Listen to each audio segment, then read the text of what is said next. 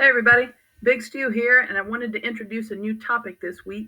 This week we're talking about balanced and unbalanced forces.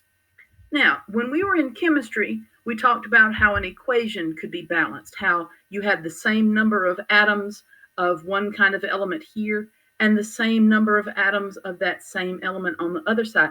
It had to balance out so that it was equal. Well, you can deal with the same thing with forces. All right, the first thing we're talking about is something called balanced forces.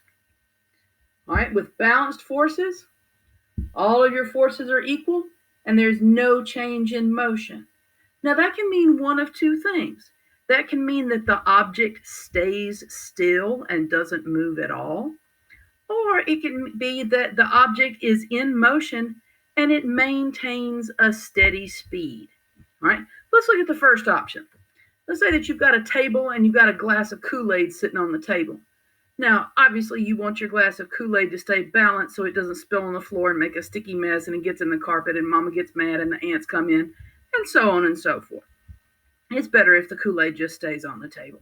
So, when that Kool-Aid sits on the table, gravity pulls down on the glass of Kool-Aid. That's the force that pulls down. But the table also pushes up with the same amount of force. All right, it's equal, it's balanced. So, provided that your table has a flat surface, the forces are balanced, they're equal, and your glass of Kool-Aid is not going to go anywhere. Remember, equal force equals no motion or no change in motion. Now, the fun happens when you have unbalanced forces. Unbalanced means uneven. When you were a little kid, or maybe before all this virus stuff started up, maybe you went to the playground and you got on the seesaw. If both people have an equal weight, the seesaw stays balanced. But if you have one person who has more force due to gravity, meaning they're heavier, the seesaw tips upward on one side. Well, with balanced forces, if one force is stronger than the other, then the object is going to move in the direction of that force. Let me show you what I'm talking about. Okay. I don't know about you, but I am not exactly what's known as a graceful person. I can trip over air.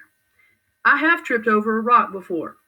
Now, with an unbalanced force, the forces are not equal and there's a change in motion.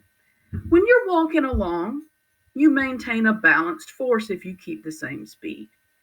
Now, let's say that your toe catches a rock and all of a sudden you face plant into the ground.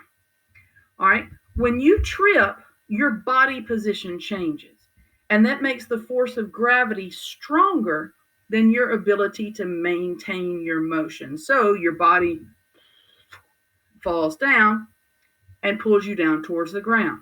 That's unbalanced. If you're in the car and the car is parked, at the moment, the forces are balanced. But when you crank that car, you get your hands on the steering wheel and you press the accelerator, the amount of force changes, and that makes your car move either forward or backward, depending on what gear you put it in. All right? Your body experiences balanced and unbalanced forces all the time. If you've ever rolled out of the bed onto the floor, if you've ever slipped in the shower,